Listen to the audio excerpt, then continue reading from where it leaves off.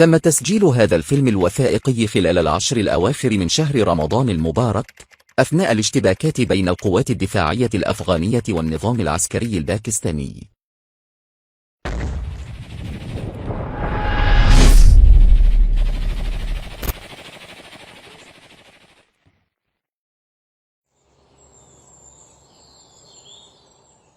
عندما تنتشر أشعة الشمس على الجبال الشامخة في البلاد، تكون معاقل الدفاع قد استيقظت منذ وقت مبكر. أيها الكوماندوز، لدينا عملية معكم. وعلى قمم الجبال، وفي الممرات الضيقة للوديان، وفي المعاقل الاستراتيجية في الصحاري، تقف القوات الدفاعية الأفغانية بكل يقظة وجاهزية.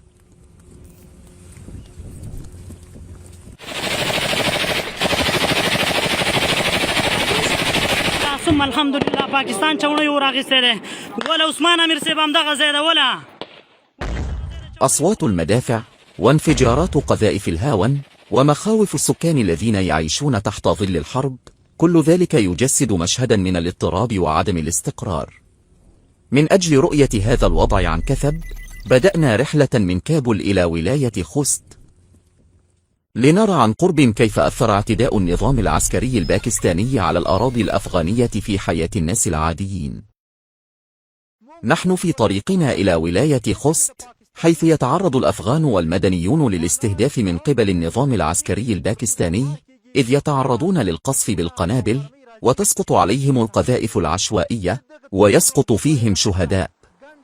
وبسبب هذا القصف العنيف، نزح عدد كبير من السكان من المناطق القريبة من الخط الوهمي، ولجأوا إلى مناطق أخرى بحثا عن الأمان. وسننقل لكم أيضا مجريات عمليات رد الظلم التي تنفذها القوات الأفغانية على طول خط ديورند الوهمي.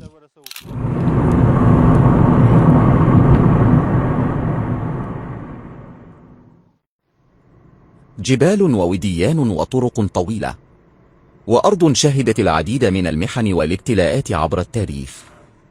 ويمكن رؤية مظاهر الحياة على طول الطريق، الأسواق مفتوحة، والناس يواصلون حياتهم اليومية.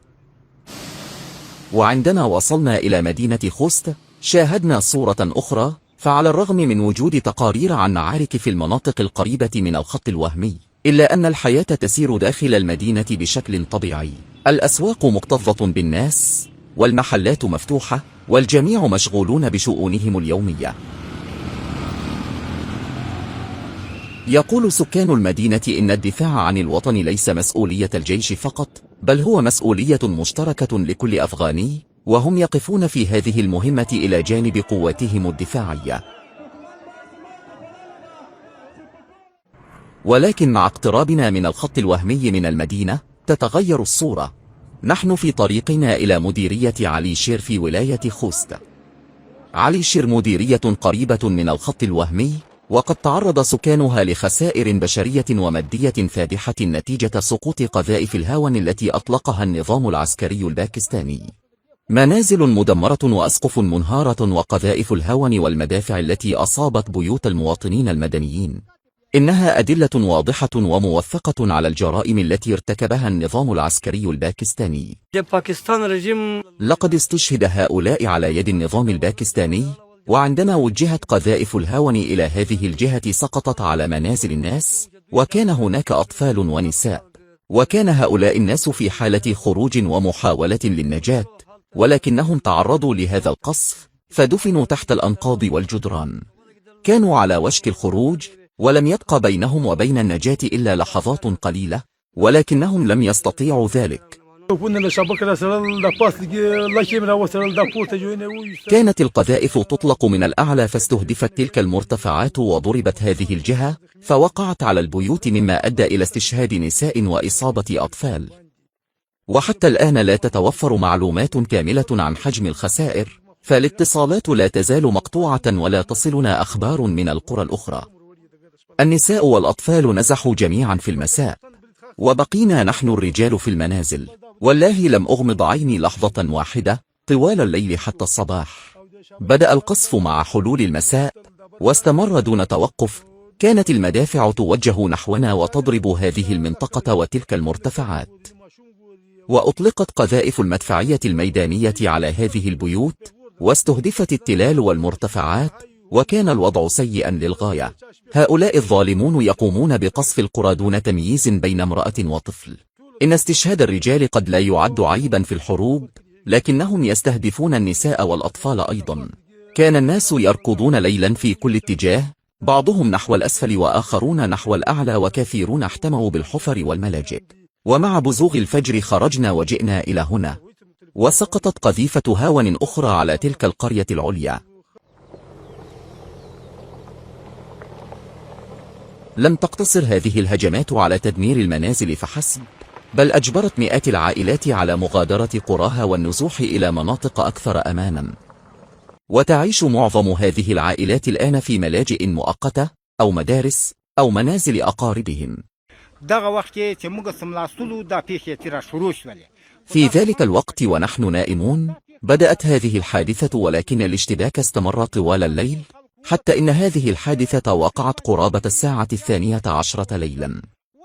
انظر، لقد خرج جميع الناس. كان في هذه المنطقة نحو 80 أو 90 منزلا، لكنهم ينتقلون الآن، ولا يتوفر مكان يلجؤون إليه ولا ملجأ يأوون إليه.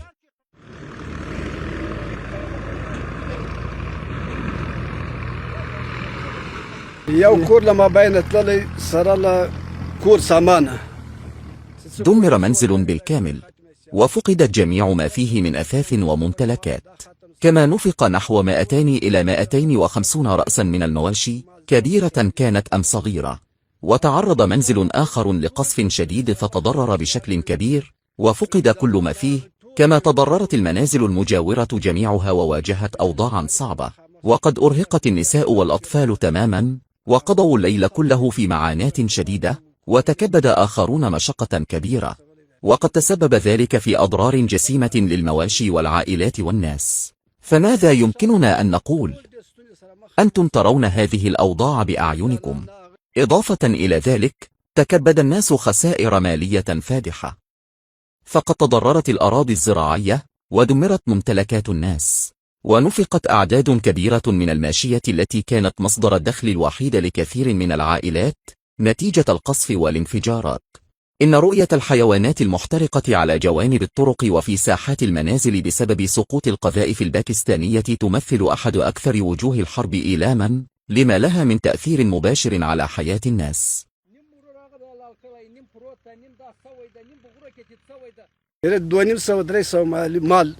إن ما بين 200 و 300 رأس من المواشي قد نفق، وأصيب ما بين 6 أو 7 أو 8 أشخاص بجروح، وكان المصابون من سكان القرية المدنيين، بعضهم جرحى وبعضهم استشهد.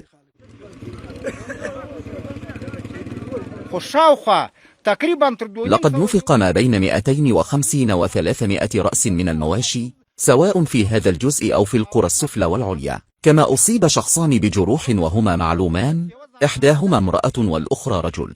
أما هناك فقد دمر بيت واقع على التل بالكامل نتيجة القصف.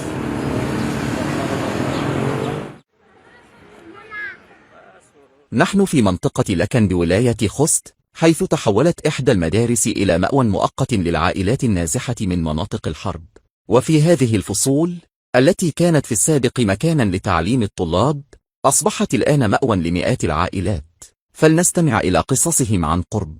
هذه هي المدرسة الثانوية المركزية في منطقة لكن بولاية خوست، حيث نزحت إليها عائلات أفغانية على امتداد الخط الوهمي نتيجة القصف العشوائي والمدفعي الذي ينفذه النظام العسكري الباكستاني.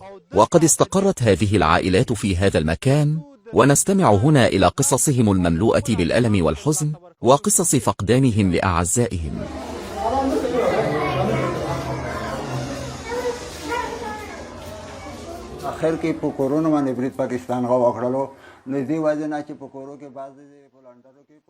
وفي نهاية المطاف شنت القوات الباكستانية مداهمات على المنازل، وأسفرت هذه المداهمات في قرية ذكرخيل عن سقوط بعض الجرحى والشهداء، ولذلك اضطررنا إلى النزوح إلى هنا.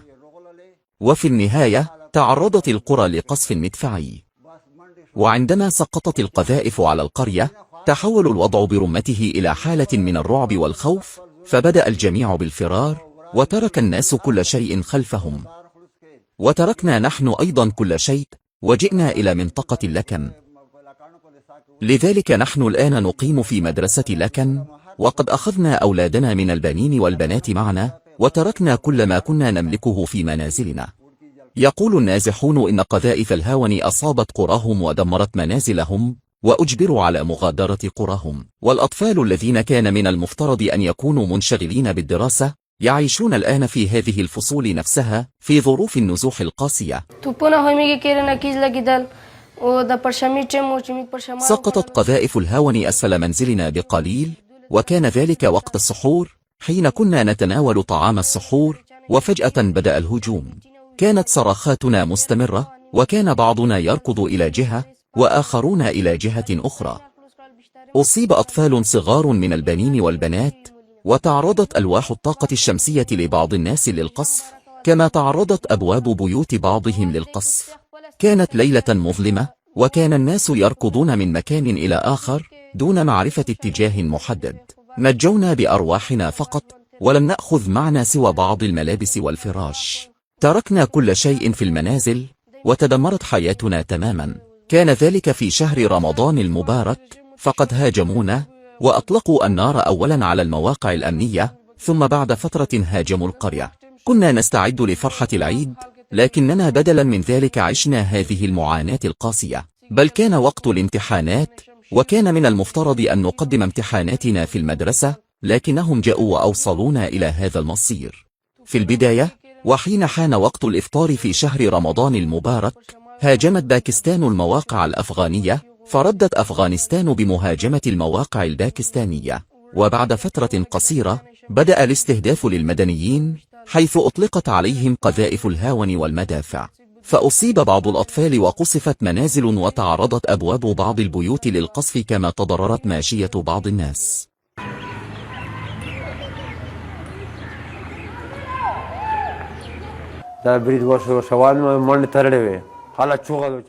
وعند وقوع الهجوم سادت الفوضى في البداية، فارتفعت الصيحات وكان الركض عشوائيا، ولم يكن واضحا من يأخذ ماذا.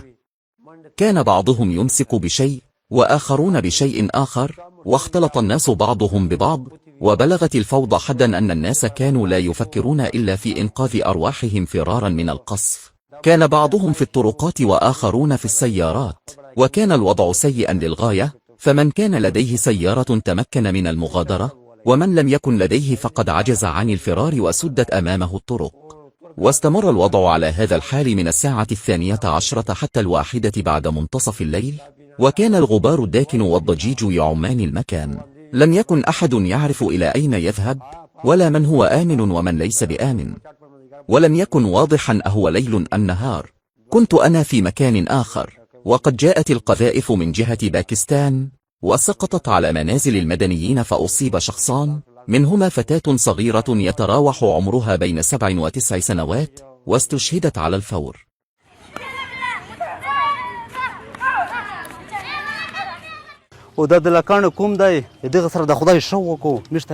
هذه قبيلة لكن، نسأل الله أن يجزيهم عنا خيرا، فقد أكرمونا وأحسنوا إلينا، سواء في الأماكن الأهلية أو الحكومية، حيث أخلوا لنا الغرف، وقدموا لنا الطعام، وكل ما استطاعوا توفيره قدموه لنا.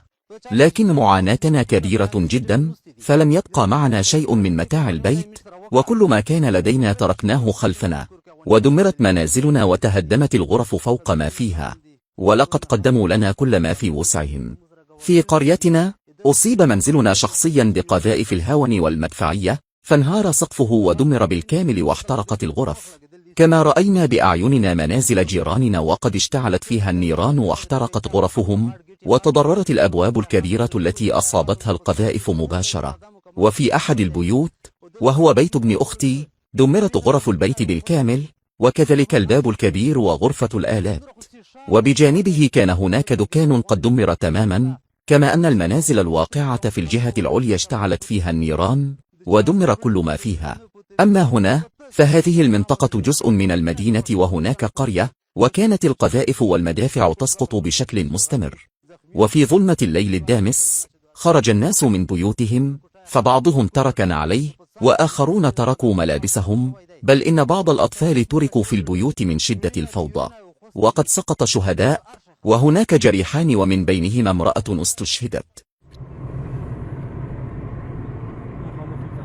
بعد إجراء مقابلات مع العائلات النازحة، نواصل رحلتنا إلى منطقة غربس في ولاية خوست، وهي إحدى أقرب النقاط إلى الخط الوهمي، حيث يمكن الشعور بتأثيرات الحرب عن قرب. يقول السكان المحليون إن النظام العسكري الباكستاني عاجز عن خوض قتال مباشر مع القوات الأفغانية على طول الخط الوهمي، لذلك يستهدف منازل المدنيين الأبرياء في الأراضي الأفغانية. نحن في أقرب نقطة إلى الخط الوهمي بالقرب من مديرية غوربس، حيث شهدت اشتباكات عنيفة بين القوات الدفاعية الأفغانية وميليشيات النظام العسكري الباكستاني. ويقال إن القوات الدفاعية الأفغانية دمرت خلال هذه المواجهات العديد من مواقع العدو وقضت عليها.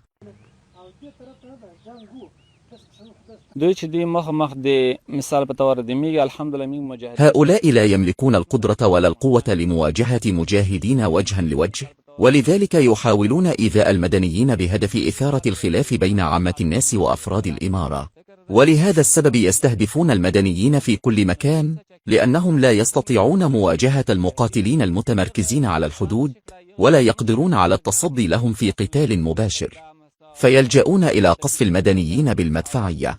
فقد قصفوا مناطق بريخيل، وسعوا إلى تكرار ذلك في منطقة مستربل، وكذلك في ولاية ننجرهار وولايات أخرى مثل بكتيكا، بل وفي جميع المناطق ومنها كونار، حيث يستهدفون السكان المدنيين.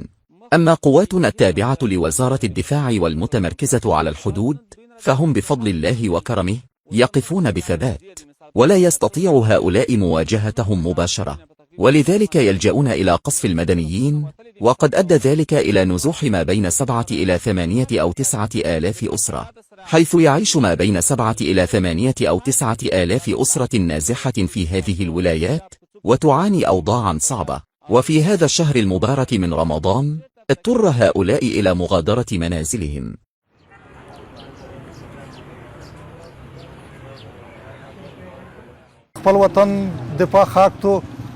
الدفاع عن الوطن حق، ومن الواجب أن يدافع الإنسان عن وطنه، لأنه في النهاية إذا أجبر الإنسان ولم يترك له أمان في بيته، فلا بد أن يدافع عن نفسه. ومع ذلك فإن الحرب لا فائدة منها، فلا تعود بالنفع على هذا الطرف ولا على ذاك، ولكن الواقع أن الإمارة الإسلامية مضطرة إلى الدفاع عن نفسها وخوض القتال.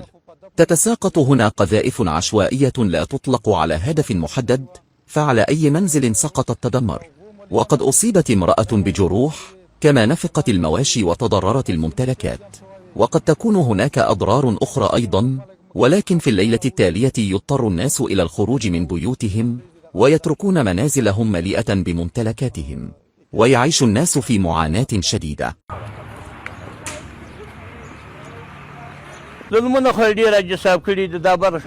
لقد ارتكب ظلم كثير، فقد استشهد فتيان في القرية العليا، وقصفت القرى ودمرت المنازل، وفي ذلك اليوم قصف المسجد أيضا. والله إننا نضع أيدينا على آذاننا من شدة الخوف، ونقول: يا الله، الآن ستسقط قنبلة أو تأتي قذيفة هاون وتضرب. في يوم أو ليلة سنموت. كيف سنموت؟ إما بسبب نقص الماء، أو بسبب الرصاص، أو بسبب القصف، أو بسبب شيء آخر.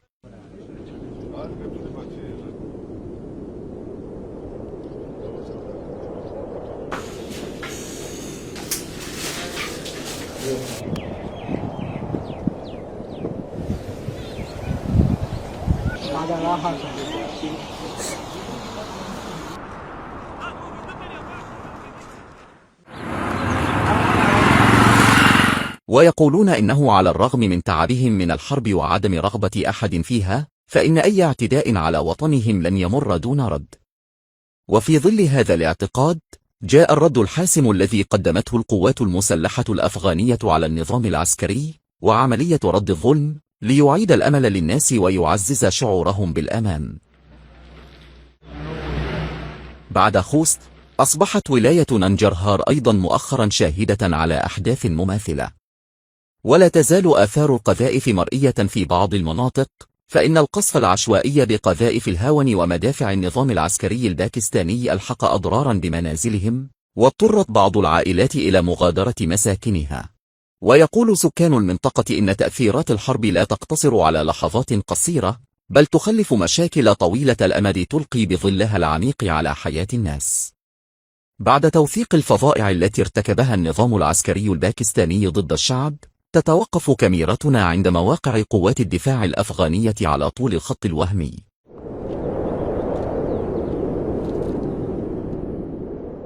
على امتداد الخط الوهمي لا تزال المعاقل المنتصبة على سفوح الجبال كجدران فولاذية تروي قصة الصحوة. هنا لا يقتصر وجود قوات الدفاع الأفغانية على كونه وجودا عسكريا فحسب، بل هو تجسيد حي لإرادة الأمة وعزيمتها وإيمانها الراسخ. لكل معقل حكاية، ففي برد الليل وحرارة النهار وفي ظل التهديدات المحتملة في كل لحظة، تقف هذه القوات كدروع بشرية لحماية أرضها. تراقب عيونهم كل تحرك للعدو، ولا تتحرك أصابعهم إلا عند الضرورة، ولكن عندما تدعو الحاجة يكون ردهم سريعا ودقيقا وحاسما. لا يمر أي اعتداء للعدو دون رد هنا. في هذه المعاقل لا يقاتل الجنود بالأسلحة فحسب، بل بمحبة الشعب وثقته. إنهم يعلمون أن وراءهم الشعب تقف رغم أنها مثقلة بتعب الحرب، إلا أنها لا تزال تمتلك الروح اللازمة لمقاومة اعتداء أي معتد. هذه هي المعاقل التي تحول ظلمة الليل إلى النور، وهذه هي القوى اليقظة التي تبقي سماء الحرية مشرقة فوق هذه الأرض. لقد مرت أفغانستان على مر التاريخ بالعديد من المحن والابتلاءات، ولكن سمة واحدة لهذه الأرض لم تتغير قط، وهي أن هذه الأرض ستظل دائما حرة، ولن تخضع لأي قوة في العالم، وقد أثبتت دائما أنها أخضعت المعتدين ببسالة عظيمة. تقف القوات الدفاعية الأفغانية قوية، وتجسد آمال شعب حر. ولا تزال هذه الأرض تلد قصص الانتصارات. تحيا أفغانستان الحرة، والقوات الدفاعية الشجعان والباسلة.